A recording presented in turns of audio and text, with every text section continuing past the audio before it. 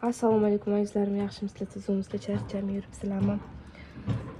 Bizda kecha opajonimizga pirojnoy olib keldilar-da.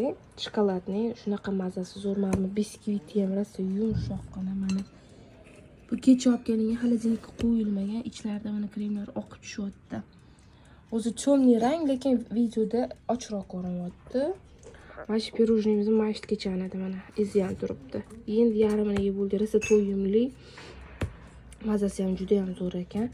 Buni hozir kesamiz. Bismillahirrohmanirrohim. Prosta masalaga kesib ko'rsataman.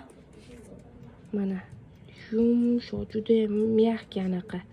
Ichidagi biskvitlar ham zakaz qilsanglar bo'ladi bemalol. Ishonchli, домашний.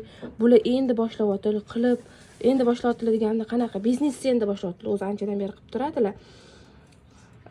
Ustiga palon narx qo'ymaydilar. Ko'chalarda ham avvalmiz, lekin уже bilmayman, ko'p ko'rishadi bizning podpischilarimiz olishimizni.